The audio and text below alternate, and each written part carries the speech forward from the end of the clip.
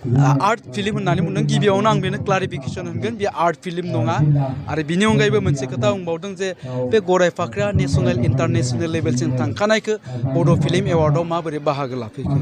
सोर बाहागो लादों सोर बाहागो लाया जोंहा बेखौ बुंनो गोनां खोथा गैया मानोना जोंनि कनस्टिटिउसनाव बियो लिरनाय गैया जायफोर माने बर' फिल्म दिहुनगिरिफोर जायफोरा बर' फिल्म बानायबाय बिथांमोनानो बे फिल्मखौ साबमिट होनो हायो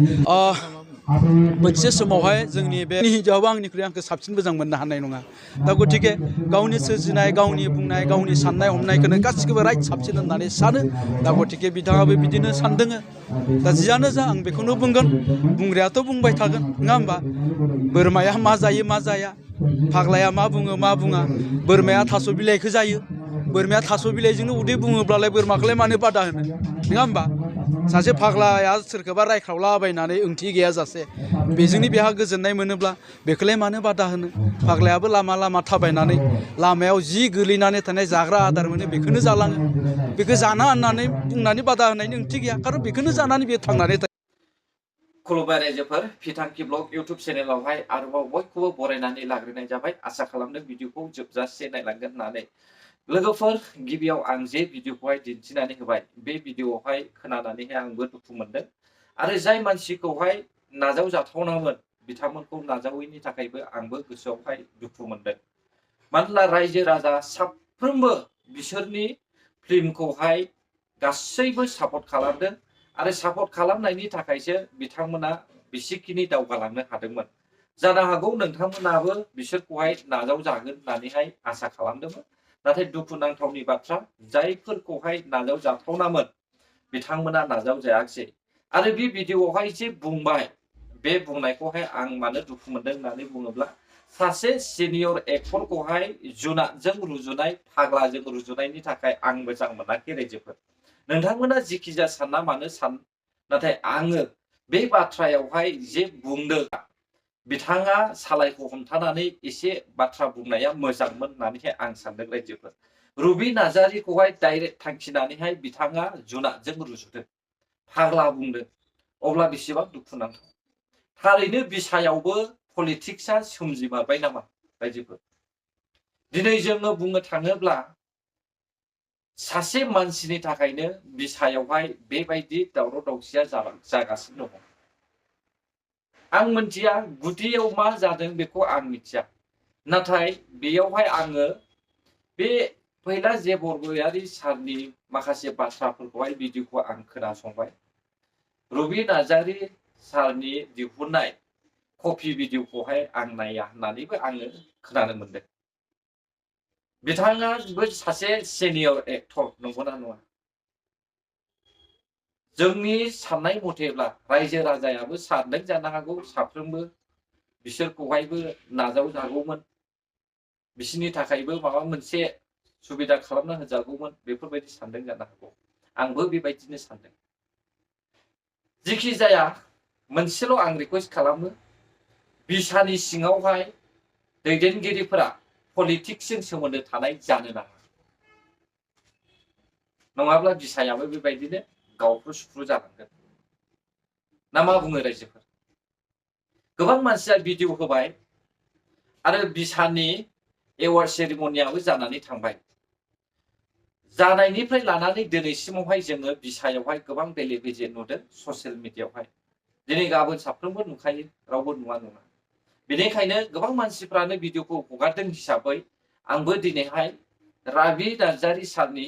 कमप्लिटलि 34 मिनिट्स भिडिअखौहाय लानानै फैदों नोंथांमोनाबो बे भिडिअखौ कमप्लिट खोनासंब्लानो जाबाय जानो हागौ सोरबा सोरबा इउटुबार्सफ्रा गुसुं गुसुं भिडिअखौहाय होनानै होदों आं नायदों गोबां भिडिअखौनो बिथांमोना गुसुं गुसुं भिडिअ हगारनानै होदों सर्टकाटनो लावद्रायखाय बिथांमोना दानस'नानै होदों जानो हागौ नाथाय आं बेवहाय गुसुंनि खोथा गैया आं रुबि नार्जारि सारनि जेसेबांनाखि बिथाङा भिडिअआवहाय बुंदों बे भिडिअखौ कमप्लिटलि हगारनानै होगोन नोंथांमोनाबो खोनासंब्लानो जाबाय बियो मा बुंदों आं नैबे आंनि फेसबुक पेजाव मोननैसो आं खेंफोरथि होनो नागिरदों जोंहा बयजोंबो हांख्रायनानै लाबोजाग्रा मेल मिटिं धर्मनि मिटिं स्कुल कलेज बिथांखौ बयबो बिबुंथि होनो एडभाइस होनो होननानै लिंहरो मटिभेसन होनो लिंहरो मानोना जोंहा फैला जे बरगयारि बिथांनि आं माने खेंफोरथिखौ होनो हादों नागिरदों आरोखि मैया जे आंखौ ससियेल मिडियाआव बिथाङा बुंदों न' डाउट आं जेबो सानाखै बाथ्राया जाहैबाय गराय फाख्रि मुभिखौ लानानै बे खेंफोरथि होदों दा गराय फाख्रि मुभिया आर्ट फिल्म ना कमार्शियेल बिथाङा रजनी बायदि मेडामनावनो थांनानै गावनो सोंहैदो बा फन खालायनानै सोंदो आरोखि आर्ट मुभि ना बा कमार्शियेल मुभि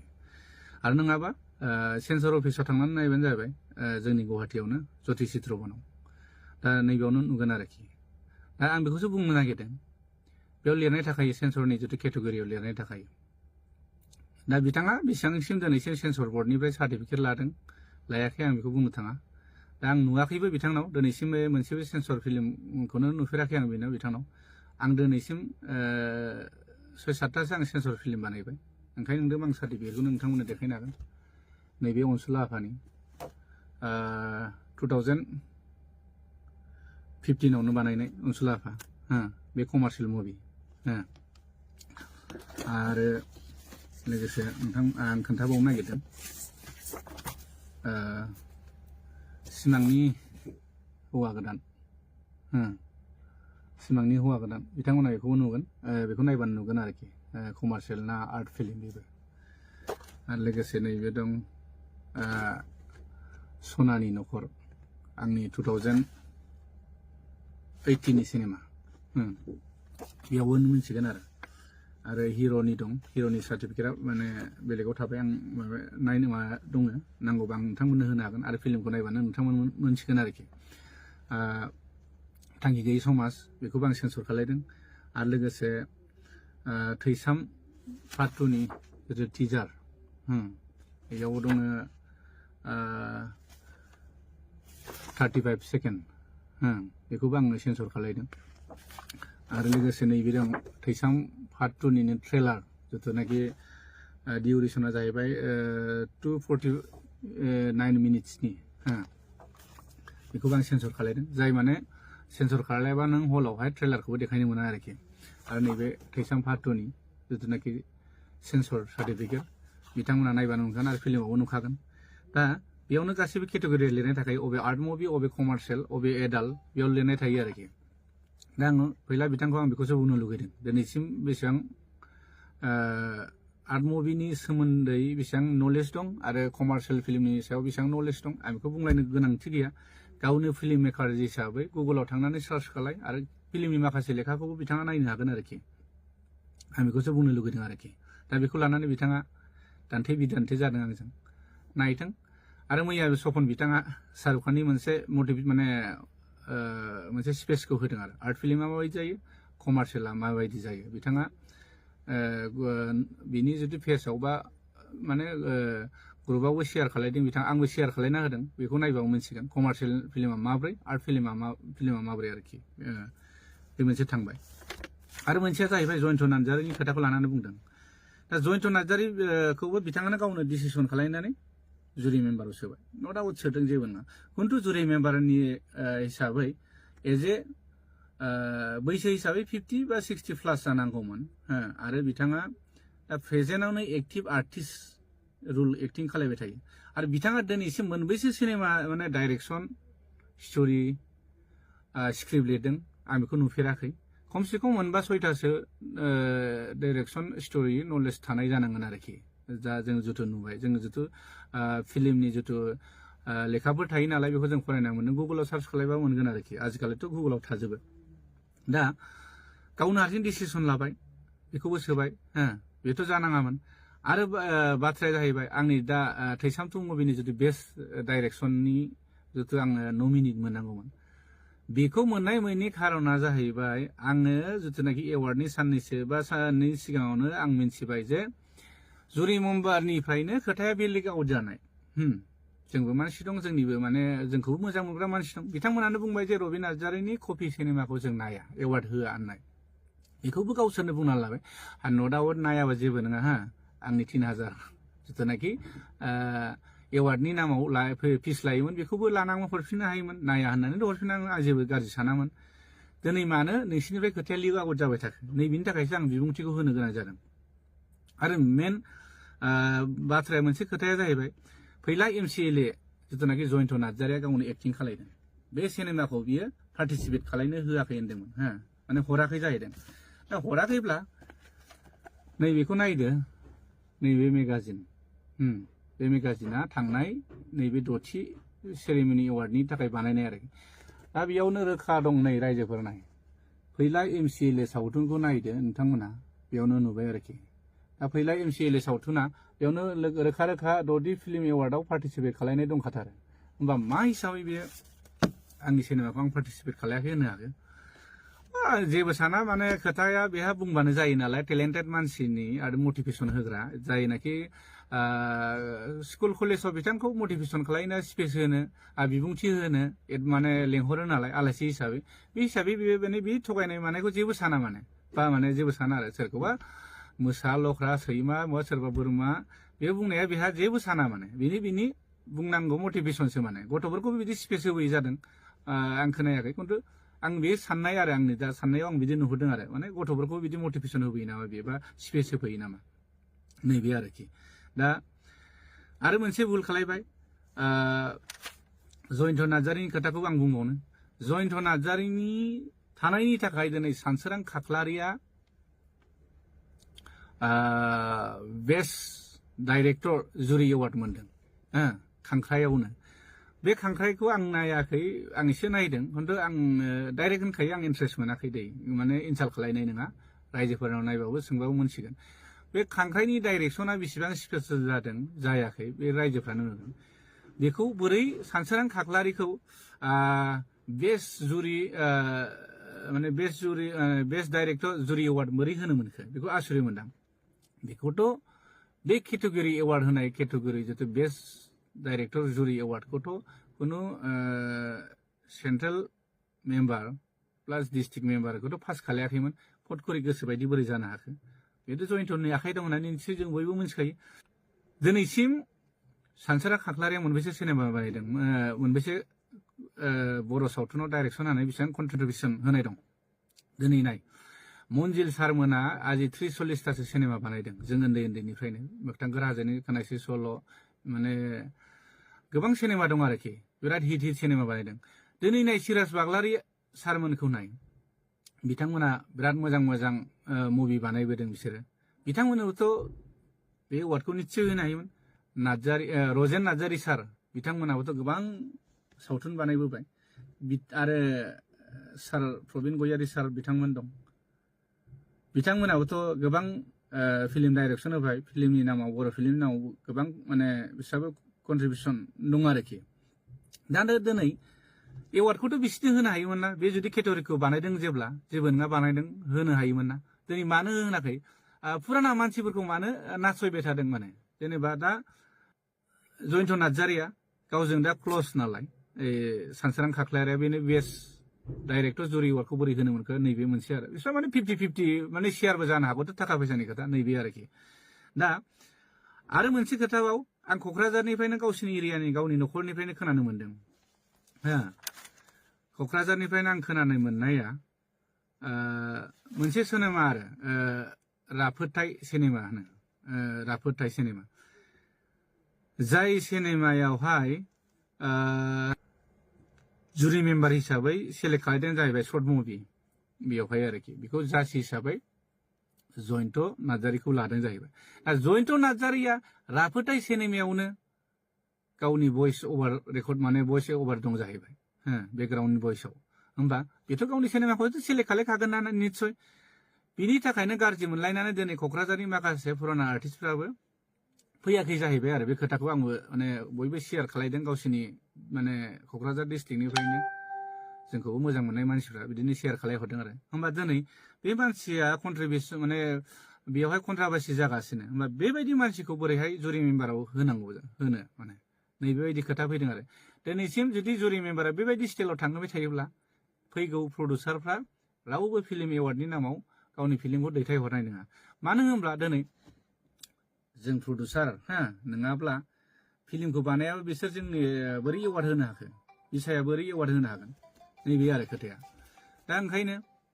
साननो लागिया जाना दं आरो खोथाया आरो मोनसे बाथ्राया बेनो मोनसे फेसबुक पेजाव नुदां एम अख्रां बर'नाव बिथाङा फैलानि सोमोन्दै लिरदों आरोखि बेयाव बिथाङा लिरनाय दं 2020-21 हा बे इयारनि आरो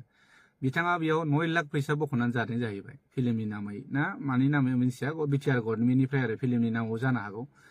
ओमफ्राय 2023-24 नि बिथाङा बेयावहाय 29 लाख बिथाङा फिल्मनि नामाव बेखौबो बख'ना जादों अब्ला गोबां फिल्म बानायग्रा मेकारफोर दं बेल' नामा फिल्म माने फिल्मनि फैसा जानो बा फिल्मनि नामाव फैसा बख'नानै जानो दा बेखौनो सिन्था खालामनानै नाय आरो माने आरो बेबो दिनै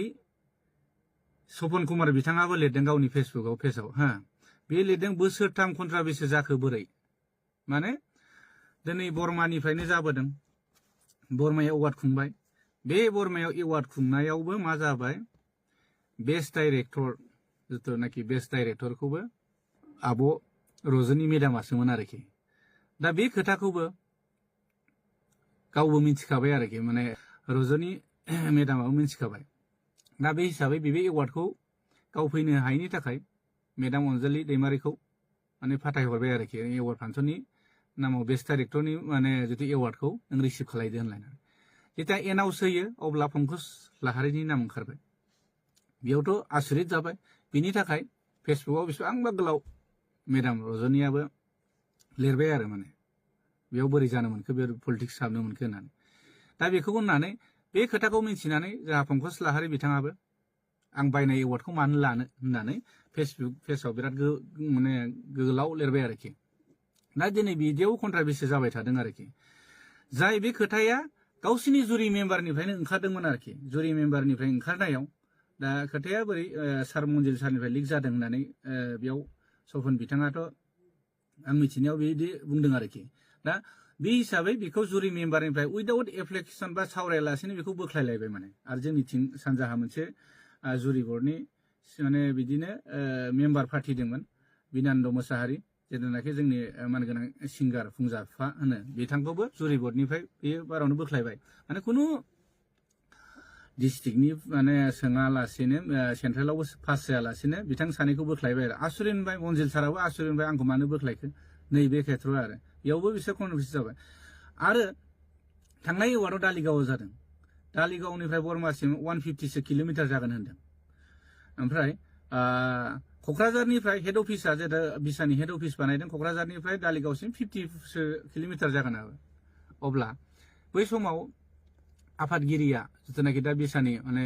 रानि जिथु आफादगिरि मानगोनां फुंखा महिलारि सारा बिथाङानो जायगा होखाबायमोन जाहैदों दालिगावनो नायनो नायालासिनो बर्मायावहाय जोंहा सेक्रेटारि गुरु पबित्रनि स्टुडिअ नायफैबाय बेयावबो बिदिनो जाबाय आरोखि दा आरो देग्लायबो नै दा गावसिनिनो जिथु बर्मायाव जानो गोनां जिथु गुवाहाटियाव जानो गोनांमोन बे बुस्थुआ गुवाहाटिनिफ्राय बेसेबांबा डिस्टेन्सआव होमबा गुवाहाटियाव जानो गोनाङाव गुवाहाटियावथ' नायनो हायोमोन बा क'क्राझार माने दिनै बर्मायावल' मानो नायबाय थाखो दा एखे लोगोयै बेयावनो जुरि बर्डनि मेम्बार थाबाय सोरनिबा फिल्म गोनां मानसिफोर थाबाय बेयावथ' बे निस्सय बे जाखागोन बे निस्सय जागोन आरो खोनानो मोनबावदों जोंनि केसेट हैग्रा गथ'फोरनिफ्राय जों खोनानो मोनदों सिनेमाया ओरै प्ले जाबाय थायो फारसेथिं जुमाय ज' ज' लोंलायबाय थायो ओरै होननासो खोनाबावदों आरोखि आं खोनानायसो बेसेबां सैथो खिन्थु केसेट हैग्रा गथ'फ्रा बे बाथ्राखौ बुंदों आरोखि माने जोंनि प्रडिउसारफ्राबो खोनानानै गाज्रि मोनदों आरो बेनिखायनो सपन कुमार बिथाङाबो दोरदनाया बेफोरनिफ्राय जादों आरो दिनै फुराना मानसिफ्रानो दोरोदलांगासिनो आरो फुराना मानसिफोरखौ दिनै बिसोरो सनमान होनो हायैया माने बिराद दुखुनांथाव बाथ्रा जादों आरो जेनेबा बे आरोखि दिनै जोंहा मानगोनां सेक्रेटारि गुरु पबित्रआ बोसोरथाम दिनै जों 6 बोसोर जाबाय बे रानिं जानाया खिन्थु बिनि सिगां मा होनो कर'नानि जिथु सुबिदा उसुबिदानि थाखाय एवार्डखौ फाथिनाय जायाखैमोन खिन्थु रानिं दा कन्टिनिउस बोसोरथाम फाथिबाय बर्मा दालिगाव गुवाहाटि बेयावबो कन्टिनिउ माने गालाय गुजायानो जोबा आरो अब्ला आं बेखौसो बुंनो लुगैदों माने जोंनि मानगोनां सेक्रेटारि बिथाङा बेबायदि गालाय गुजायाव मानो बरनाम लाबाय थाखो गावखौ दिनै नोंखौसो बयबो दुसिदों ओरैजाय नोङो साल्ला थुला दिनै नोंनि दैदेनाव बिदि जादों होननानै बयबो बुंसोलायदों दा अब्ला होमबा बुला सोरनि जाना थांगासिनो दिनै नोंसिनि दैदेनाव बिदि जानो थांदों सिगाङावहाय जिथु सार दीपक सियारिनि दैदेननाय समाव बिदिथ' जाफेराखैमोन उनु गुलाय गुजाय जाबाय बिराद मोजाङै थांदोंमोन आरोखि नैबेखौ नुदों आरो दा बुस्थुआ जाहैबाय माने खोथाया जाहैबाय आरोखि बेफोर गासैबो फैलानि आखाइ दंजोबो आरो जेरै बिटिआर गभर्नमेन्टनिफ्राय जेथा फैलाया मानगोनां फैला सारा आरोखि जे फैसाखौ बे बख'बासो आर्टिस्ट सेसनाबो एवार्ड खुंनो हागोन नालाय बे सिस्टेमै जाहैबाय आरो ओंखायनो फैलानि फिदिंनायाव माने मोसाबाय थानांगौ गोनां जादों माखासे जोंनि दैदेनगिरि बिथांमोना मानो होनोब्ला फैलाया फैसाखौ होफैयाबानो बे एवार्ड फांसन खुंनो हाया नालाय खिन्थु नैबे भुल जादों आरोखि भुला मा जादों जेखि गभर्नमेन्ट फैया मानो बिटिआरआव गभर्नमेन्टआथ' सोलायबाय थानो हागौ पार्टिया सोलायबाय थानांगौ न' डाउट खिन्थु बेयाव जोंहा मोनसे जिथुनाखि फिल्मनि मोनसे केटेगरि थाखायो बेयाव इएमबो थाखायो फिल्म लाइननि जितु कालचार इएम फिल्म लाइननि इएम बिथांमोननो जों बेखौसो प्रप'जल होनांगौ जे जेखि जाया सरकारा फैया मानो जोंनो बोसोराव बोसोरनि हार माने बारायनाय खमायनाय बेसेनखौ लानानै जोंनो इसेखिनि मोनसे प्रप'जाल जोंनो एवार्ड फांसननि नामाव होनांगौ बे फांसनखौबो जिथिया पास जाखांनायनि उनावसो फांसनखौ खुंनांगौ सोरनावबा दाहार लानानै खुंनाय बेथ' खुनु जुक्ति जायाखैना दाबोथ' टाइम दंमोन ना खुंनो जिथुनाखि दिनै बिसाया हाखु दाखु बे फांसनखौ खुंनो हादोंब्ला फैगौ एवार्ड फांसननि थाखाय दानिफ्रायनो थाबायनो हायोना दिनै बिसाया मैया दाख्लै एवार्ड फांसन खुंबाय मोजां जादों फांसन खुंनायखौ जों बयबो गोजोननाय मोनदों मानो होनबा जोंनि फैगौ जेनेरेसननि जोंनि आर्टिस्टफोरा जितु आपग्रेड माने कम्पिटिसननि सायाव सोनारो नालाय बेबो थांबाय दिनै एवार्ड फांसन खुंनायनि उनाव गाबोन समफोरनिफ्रायनो बिसाया सिरि दिनैसिम खै बोसोर जाखो बिसाया जेनेबा दासिमबो जेबो डेभेलप नुहुराखै आरो बे बाथ्राखौ माने नुगासिनो आरोखि बै माने एवार्ड फांसनाव फैसा थाखानि खोथा थाहैबाय नालाय बेयाव थैसोमथारो आरोखि ओमफ्राय उनावहायथाय जिथुनाखि मावलांनांगौ हाबा आर्टिस्टआ बोरै सोलिनांगौ सिंगारफ्रा बोरै सोलिगोन आरो प्रडिउसारफ्रा फिल्म बानायनानै बोरै फैसा मोनफिनगोन मार्केटाव बेखौबोथ' सिन्था नुहुरनांगोन आरो मोनसे आं भुलखौ बेखौ नुहुरबाय थादों आरोखि दा जोंनियावथ' ओरैहाय आसामाव जोंनाथ' पारमिसन लालायनाङा डिसिनि सिनेमा देखायनायाव खिन्थु दा जेरै बिटिआरआव जिथु सिनेमा देखायनायनि मुङाव डिसिनाव पारमिसन बा डिसि बा लकेल थानायाव पारमिसन लानांगौ 5,000 खरै अनलाइन मा बे सिस्टेमै थाङो आरोखि दिनै गावनि लकेल एरियायाव सिनेमा देखायनो थाखाय जों बोरै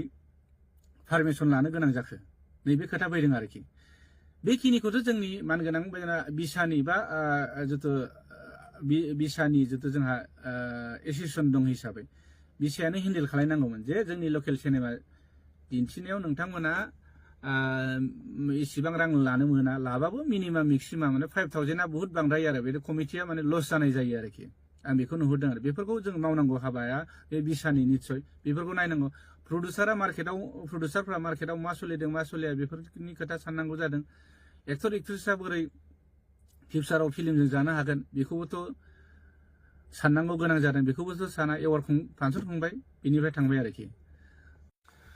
आरो मोनसे खोथा दा दाख्लै एवार्ड सेरेमनियाव होनदों जोंहा मानगोनां बिटिआरनि जितु सिबा बुंलांदों 50 लाखसनि बाजेट होनदों दा 50 लाखसनि बाजेट खुंनो थांनायाव जा जोंनि माने डिस्ट्रिक्टनि जितु जा 16टा डिस्ट्रिक्टनि मानगोनां आफादगिरि नेहाथारियानो बे बाजेटखौ मिन्थिया आरोखि दिनै बयबो सेरेमनि एवार्ड सेरेमनि होननानै जेनेबा बिटिआर सरकारा होदों होननानै बयबो लैहोर थांदोंमोन मिनि खुसि रंजा गारि भारा लाना होननानै सोरबाथ' जेनेबा फ्रायानो जोंनि मानसिया पार्सनेल गारि गैया नालाय भारा लाना थांनो गोनां जादों दा बे हिसाबै खुसि थांबाय माने भारा मोनखागोन गारि भारा हरखागोन हिसाबै थांबाय जेब्ला फांसना जोब्बाय फोरसा खारबाय बेबायदि खोनादों आरो बिबानगिरिफ्रा खुनु सोर फैदों ना सोर गारि भारा मोनदों बेखौ मिन्थिया आंथ' कार्बि आलं पार्टिनिफ्राय खोनानो मोनदों बिसोर ट्रेभेलार लांदों पार्सनेल गारि गंसे ना गंनै लांदों टटेल 35,000सो खरस जादों आरो बिनि गेजेराव बिसोर मा हरदोंनो 6,000 दा बिथाङा जाय फैसा लाग्रा हरजाग्रा बिथाङा दुखुजोंनो माने मा खालायगोन मा मागोन होननानैसो सिन्था खालायबाय आरोखि ओमफ्राय बेबो मोनसे दुखु मोननानै फोरमायलांबाय कार्बि आलंनि पार्टियाबो बिदिनो गहपुरनिया गारि गंथाम लांदों बिसोरो गारि गंथामजों 11,000 थाखा हरदों जाहैबाय बेयावबो बिसोरबो दुखु मोननाय खोनादों दिनै बुंनोसो हायाखै बिसोरो आरो बिदिनो क'क्राझार पार्टि दं ओरै बिथां मिथुराम फंबायाबो बेबो बिराद दुखु मोनदों जाहैदों मोसानो लाबोदोंमोन बेबो रां मोनलाङाखै माने बांसिनानो मोनलाङाखै आरो बाथ्राया बेयाव मोनसे पार्टिसिपेटआ मोसानायनि नामावल' फैसा हरदोंनो बेयावबो होमबा मोनब्रै डिस्ट्रिक्टआवल' आर्टिस्ट थाबाय नामा ओरै होमबा मानोथो 16टा बा 16 जिल्लाखौ लानानै मानोथो नैबे बिसाखौ खुंनाय जायो होमब्ला जोंनि गफुर बा सिमोनसापुरनि सोरबा राङापारा सोरबा कार्बि आलंनियाबोथ' बैयाव मोसाहैनो हानाय मानसि दंमोन ना दा बाथ्राया बे दिनै बेफोरनिबोथ' अडिटखौ होनाय नङा बिसोरो जेसेबां जादों बे केलेंकारिया जाबाय थादों आरोखि ओंखायनो अडिटबो गैया बिनिफ्राय अडिटबो गैला ओमफ्राय मा जागोन आं बेखौनो सानदों जोंनि गफुराव खुंनानै नायफै आं ओंखामखौ सेस्रा होजोबगोन 4 लाख 5 लाख थाङो आङो ओंखामखौ आं बानजोबगोन नोंसोर दाना गफुरसिम फैनानै गारि भाराखौ नायनायनायनो मोनसिगोन क'क्राझारनिफ्राय गफुरसिम फैबा बेसेबां जायो गुवाहाटीनिफ्राय फैबा बेसेबां जायो मुसलपुर बरमानिफ्राय फैबा गफुरसिम बेसेबां खरस थाङो नोंथांमोनहा बेखौ नुगोन आरो फैगोन बोसोराव खुंफै आं हेल्प होगोन गासैबो जानाय लोंनाय गासैबो जेसेबां थाङो बोथिनै बोथिथामबा आं बेदरजोंनो जाहोजोबगोन हो जोंनि गफुराव खुंफै जुदि गोहो दंब्ला हो गारि भाराखौ नोंसोरो जुदि बेयावनो मिथिगोन बेसेबां गारि भारा बेसेबां खरस थाङो बेसेबां माने डिस्टेन्सनि सायाव बेसेबां थाव खामो जोंबोथ' गारि सालायनाय मानसि जोंबो मिथियो हो दा बेफोरखौ लानानै माखासे डिस्ट्रिक्टनि मानगोनां आफादगिरि नेहाथारिफ्राबो दुखु फोरमायदों बिसोरथ' होनदों माने बेबायदि आफादाव थाबाय थायोबा माने आफादखौथ' जों गाज्रि मोना बिसाखौ खिन्थु माखासे दैदेनगिरिनि बेले बेजेयाव जाबाय थादों मेन टारगेटआ दा फैलाया आर्टिस्ट एसोसिएसनखौ फिदिंबाय थायो माने फिदिंबाय थायो नासय माने मोसाहोबाय थायो जेरावनाखि दाख्लैयो गुवाहाटीनि एग्जिकिउटिभ मिटिंआव बे गावनो बुंनो गोनां जादों फैला सारा जे बिसायालायनो सोरबा फैलानि आन्दारावल' सोलिबाय थायो आरो निस्सय दिनै बे बाथ्राया नोंगौखायसो बे बाथ्राखौ बुंदों नों खोमायाव खोनानो मोनदों दा बेबायदि नोङो सासे बेसेबां बयजोंबो मान होजायो बयजोंबो सनमान होजायो बयजोंबो नोङो स्कुल कलेजाव नोंखौ धर्मनि मिटिङाव बिबुंथि होनो लिंहरो अब्ला नों बेबायदि गाज्रि मुंखौ लास्लायस्लाय बे आफादावहाय मानोथो लोब्बा थानो एक्टर हिसाबै एक्टिं खालाय नों बिसायावलाय माथो नांथाबबाय थादों दिनै थाखा फैसानि थाखायसो नांथाबबाय थादों आं बेखौ दिनै सिदा बुंनो गोनां जादों नों गाज्रिमोन दामोन आं बेखौ नट आउट दिनै नोंनि थाखायनो बयबो जाजोबदों होनना बयबो दिनै बुंनो हायियावसो बुङाखै माने आरो फैगा माने माखासे बिथांमोनाबो बुंगोन दिनै नों बुं हो आं बुंनायखौ गाज्रि मोननाङा नों फैला सार दा बाथ्राया जाहैबाय गासैनावबो लटारि गेले नोङो रावबोथ' डाइरेक्ट नोंखौ बुंनाय नङा नोंखौ बिबाननिफ्राय बा नोंखौ नैबे एवार्ड फांसनाव हाबसननाङा होननानै बुंनाय नङा नों लटारि गेले बयनिबो डिस्ट्रिक्टनि मानगोनां आफादगिरिफोरनि बिसोरनिफ्राय भटिं ला आंखौ मोजां मोनगोन ना मोना फैलाखौ मोजां मोनगोन ना मोना होननानै आरो जोंनि दा सालायनायखौ मोजां मोनदों ना मोनाखै बेखौ माने दाबो नों भटिं सिस्टेम नङा लटारि सिस्टेम गेले अब्लानो नोंनि रिजाल्टखौ मोनगोन सोर साबैसेया नोंखौ दिनै नोंनि बेबायदि एवार्ड फांसननि मुङाव बा फिल्मनि नामाव थाखा माने खालामनानै जाबाय थानायखौ आरोखि नों थांनाय बारावबो नोङो आदा मैथाखौ बिराद गाज्रि बुंहरदों जुमाय लोंनानै नोङो बेबोथ' बिराद दुखु मोनना थादों सानजानि हिसाबै दिनै सानजाहा प्रबिन बसुमतारिया बिथाङा गासैबो बिनि दैदेननायाव बेसेबां फिल्म बानायदों बे सिमोनसापुरि धेमाजियाव बिथांनिफ्राय सोरजिनाय दिनै जोंनि गफुराव नाय जोंनि गफुराव जों जिथु फिल्माव जोंहाबो बहुत कन्ट्रिबिउसन दं दिनैसिम आं 20टा 30टा बानायबाय जोंनि प्रबिन बसुमतारि आंनिनो लोगो बिथाङाबो बहुत सिनेमा बानायबाय बिथांमोनाबो बिराद दुखु फोरमायदों नोंसिनि सायाव बेबायदि दैदेनगिरि थायोब्ला जोंनि बिसाया जोबस्रांलांगोन आफादखौथ' जों नांगौ खिन्थु नै बिनिफ्राय गोजान जा माने आं बेखौ डाइरेक्ट बुंखायो गाज्रि मोननाय मोजां मोननाय आं बेखौ नट आउट जेबो नों सोबनावबो स्टेटमेन्ट ला कार्बि आलंनावबो ला दिनै क'क्राझारनावबो ला नोंसिनि बाक्सानियावनो ला आरो नोङो आरो गुवाहाटी पार्टिनावनो ला गासिबो नों बे कमेन्टखौनो मोनगोन आरोखि ओंखायनो सार फैला नों इसेबां गुन गोनां मान गोनां मानसि बयबो नोंखौ सनमान होयो बयबो नोंखौ धर्म मिटिं स्कुल कलेजाव बिबुंथि होनो नोंखौ लेंहरो बिनिखायनो गाज्रि मुंखौ लास्लायस्लाय गाज्रि बरनामखौ लास्लायलाय मानो बेबायदियाव हाबबाय थादों सार फैला बिनिखायनो पलिटिकेलाव हाबदों नट आउट हाबबाय था जेबो नङा फिल्मावबो एक्टिं खालायबाय था आंहा बेखौ जेबो बुंनांगौ गैया खिन्थु बेबायदि हाबनानै नों जेंलागायबाय थाना आं बेखौ बुंनो लुबैदों आरो नोंनि सायाव माने आरो मोनसेथ' नों बिराद गिदिर भुल खालामदों दाख्लै जितु एवार्ड फांसनाव जितु जिरायनाय सिटआव आरो मानगोनां गिबि बर' फिल्मनिनो जितु बयजोंबो माने फार्स्ट बर' फिल्म आलायारन जितु एवार्ड मोननाय सिनेमा बिनि नोङो एक्टर मानगोनां जोंहा अमर नार्जारी सार जितु जों गोमबोर होनना मोनथियो बिथांनि पार्टी आरो बेजों लोगोसे बिथांखौथ' नोङो जिरायनाय सिटनिफ्राय माने एसे गोजानाव माने बेलेगथिं जिरायहैथिं होननाथ' नोंथ' साइड खालामदों बेखौथ' जोंखौ नुग्रा मानसि दं दा साराबोथ' बिराद माने दुखु मोनलांदों आरो माने बिसोरो जोंनि माने गुरु होननानै सानना लानांगोन जों अमर नार्जारी सारमोनखौ जोंनि बर' सावथुन मुलुगाव बिसोरनो फार्स्ट लामा देखायजेननाय आरो दा बिसिनि जायगाखौ नोङो आलासिफोर फैदोंमोन महिलाफोर बिसोरफोरनि थाखाय नोङो सिटखौ माने अमर सारमोनखौ बोखांनानै नों जिरायहोदों बेबोथ' बिराद लासिंसिं मानसिफ्रा उननि थाग्राफ्रा नुदों बेखौबोथ' बिराद सावरायसोदों ओंखायनो बयखौबो रेसपेक्ट होलायनांगौ जों नोंसोरखौबो रेसपेक्ट होगोन नों रेसपेक्ट होबासो रेसपेक्ट मोनगोन नों गावनो जुदि रेसपेक्टखौ जानानै लायोबा गावनि रेसपेक्टखौ बुजियाबालाय जोंलाय माथो होनदों जोंथ' फिसा मानसि जाहैबाय नोंसोरथ' बहुत टेलेन्टेड मानसि जाहैबाय गोरों गोरा बयजोंबो गोरों गोरा धर्म मिथिं स्कुल कलेज बयजोंबो नों मटिभेसन बा स्पेस बा आलासि महरै नोंखौ बुजायनो थाखाय स्पेस होलांनो थाखाय बयबो हांख्रायो जाहाथे उनाव नेक्स्टआव बिदि जाया बेनो आरोखि ओंखायनो आं बिसायाव बेखौनो गुरै खावलायनो थायो दिनै बिसायाव बेबायदि दैदेनगिरि थाबाय थायोबा बेले बेजेया जाबाय थागोन नोंसोर थाबैनो जयै सावरायनांगौ सावरायनानै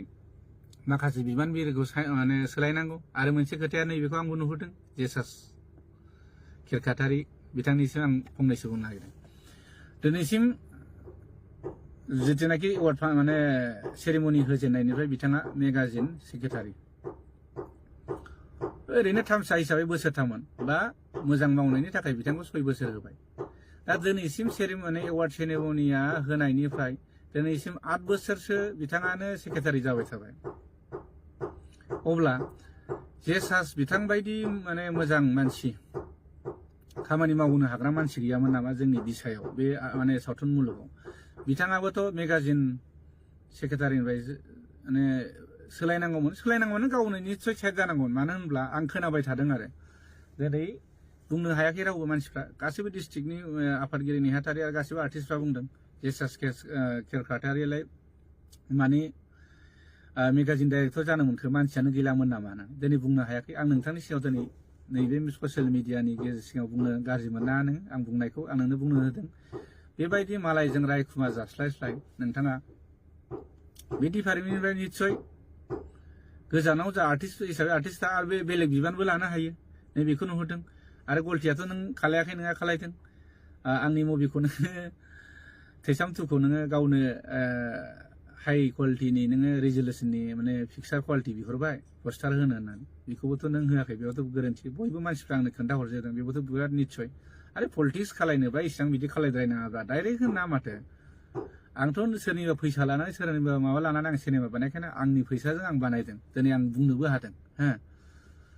दिनै आं बेसिम बुंनो हादों दिनै आंनि सिनेमाखौ आं रायजोफोरनि गोसोखौ गोजोन होनो हानाय आं सिनेमा बानायदों हिसाबै रायजोफ्रा आंनि सिनेमाखौ अनसायदों बेबायदिनो आं 60 लाखनि बाजेट खालायनानैब्लाबो गावनो नाजानानै मार्केटाव थानानैबो 98 लाख मानसि माने रां खामायनायाव आंखौ रायजो राजाफ्रा मदद होदों आं बेखौसो साबायखर बावो जोंनि रायजो राजा नायगिरि बिथांमोना बर' सावथुनाव बा सावथुन मुलुग बा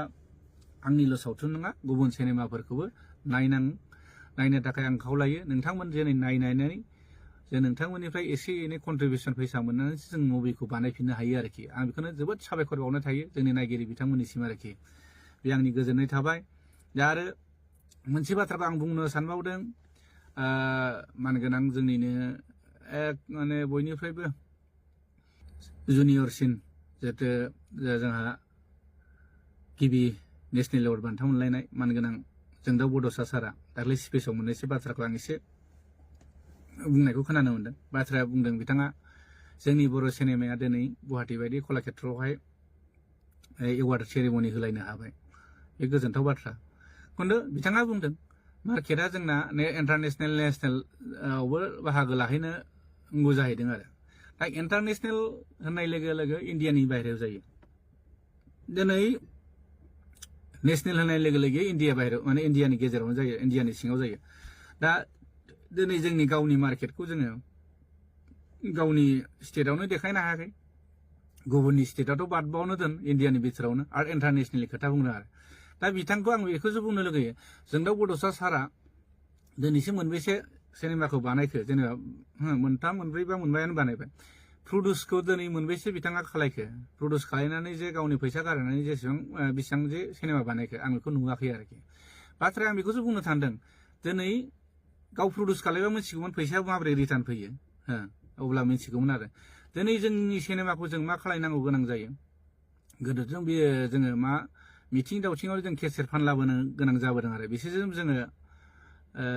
बर' सावथुननि थाखाय जों नांसोबनाय मानसि आरो दा जिथुनाखि जोंनि मुभिखौ जोङो दा देखायनो जोंहा प्लेटफर्म गैया सिनेमा हल गैया मा गैया दिनै दंब्लाबो खोब खम आरो माने एरियायावहाय दिनै बङाइगाव क'क्राझार टंला बायदियाव जा बर' एरिया जायो खिन्थु दा मार्केटआ बेसेबां गिदिर बेखौबोथ' नायनांबायना जों गावनि एरियायावनो आसामावनो जोङो जोंनि सिनेमा हलावनो देखायनो हायाखै माने इन्टारनेसनेल खोथा बा नेसनेलनि खोथा सानखो दिनै जोंनि फिल्म बानायग्राफ्रानो दिनै बेबायदि सेन्सर बर्डनि सार्टिफिकेटखौनो लाफेरा बांसिनानो बहुत खम होमबा बेखौ लाबासो नों हलाव देखायनो मोनगोन बा गुबुन स्टेटनि हलावबो देखायनो मोनगोन अब्लासो नों इन्टारनेसनेलाव थांनो मोनगोन दा बेफोरनि खोथाखौथ' जोंनि जुरि बर्डनि जिथु मानगोनां जोंदाव बड'सा साराबो साननांगौमोन आरो दा उफाय गैया जों मा खालायनो गोनां जों फुजायाव जोङो मुभिखौ देखायो बे फुजा समाव मा जायो बोथोरा गाज्रि अखा हायो थांनाय बोसोरावबो थांनाय बाराव बहुत मोजां मोजां सिनेमा ओंखारदोंमोन बिथांमोना बिराद लस जानाय ओंखारदों प्रडिउसारफ्रा बाजेट गिदिर गिदिरनि सिनेमामोन दा नैबे आरोखि जोंहा हलनि गोनांथिया बे आरो दा जोंनियाव हला 6टा ना मोनबा हल जादों होनदों रौता ओमफ्राय बागानपारा सिमला ओमफ्राय रुनिकाटा सेरफांगुरि बिदिनो 6टा ना मोनबा हल खुलिदों दा नैबे जोंनि हलावबो जोंनि सिनेमायाथ' देखायनो मोननाय नङा मानो देखायनो मोना होनबा जोंनि आर्टिस्ट एस'सियेसननि सार्टिफिकेटखौ लानानै बे सिनेमाखौथ' देखायनो मोना मानो होनबा जोंनि आर्टिस्ट एस'सियेसननि सार्टिफिकेटआ जेबो भेलुआनो गैया जास्ट जों जेनेबा मोनसे बिसानि बा मोनसे ससाइटिनि आन्दाराव होनायसो जों लायो आरोखि दिनै बेफोरबायदि सेन्सर बर्डनि सार्टिफिकेट गैयाब्ला सिनेमा हलावबो दिन्थिनो होखाया आरोखि होमब्ला गावनि सिनेमाखौ गावनि जायगायावनो देखायनो मोनाब्ला होमबा मा जानो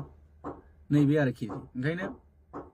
आं बेखौबो बयखौबो बुजायो जोंनि प्रडिउसारफोरखौ बयबो सेन्सर खालायनि नामावथ' बारा थाङा 30,000 40,000 डिउरेसननि सायाव बारा 50,000 आरो होमबा बेफोरखौ गारनो बानानै नोङो गावनि सिनेमाखौनो अपेनलि देखायनो हाया गुबुन स्टेटआवबो देखायनोबो नों गिलं गिलं बेबायदि जायो आरोखि दिनै आं जेरै हायद्राबाद सिनेमा हलाव देखायदों बेंगलराव देखायदों डिमापुराव देखायदों इटानगराव देखायदों बेबायदि देखायहैनो हानाय नङा आरोखि खिन्थु आंखौल' आं बुंना लादों जादों बे नङा आंनिबो भुल जागोन खिन्थु आं बेखौसो मटिभेसन होयो आरो जोंनि जेना प्रडिउसारफोरखौ जाहाथे लस जानाङा जेरै जोंनि दा बाजेट जिथुनाखि थिकादार नङाबा जोंहा माने बाजेटनि फिल्म बानायनो हाखाया मानो होनब्ला जोंहा मार्केटआनो गैखाया दा बेखौनो आं सानो आरो जोंनि फिल्म मेकारफ्राबो खोब सानलायनांगौ जे जाय बाजेट फिल्म बानायदों प्रडिउसार जिथु थिकादार बिथांमोना ओंखारदों 30 लाख 40 लाख 50 लाख गारदों बिथांमोननि सिनेमाखौ जाहाथे रिकभार खालायनानै प्रडिउसारखौ नेक्स्टआव जों मोनफिनो नैबेखौ साननांगौ आरो ओंखायनो दा मार्केटआव जोंना बुहुत खस्थ' आरो बेखौनो आं नुहरदों आरो ओंखायनो जों इन्टारनेसनेल खोथाखौ साननानै लाब गैया जों गावनि जायगायावनो जोङो मार्केटखौनो खालायनो हायाखै आरोखि दा भिडिअ'आथ' खोब गोलाव जाबाय आङो दा बेनो आरो भिडिअ गोलावनि थाखाय आं निमाहा बिनाय थाबाय जाहाथे आं बुंनांगौआ माने बुंबावसिगोन आं बयखौबो अननाय आरो खुलुमनायखौ बावहरबाय आंनि नायगिरि बिथांफोर सावथुन मुलुगखौ नायनानै मोजां मोनग्रा रायजो राजाफोरखौ आंनिफ्राय फिन आरो खुलुमनायखौ बावहरबाय बेयाव माबाफोर गोरोन्थि जायोब्ला निमाहा मोनगोन आं खुलुमनाय थाबाय जै बर' हारिनि बर' नायगिरि सावथुन मुलुग नायगिरि बिथांमोना बयबो जै जाथों।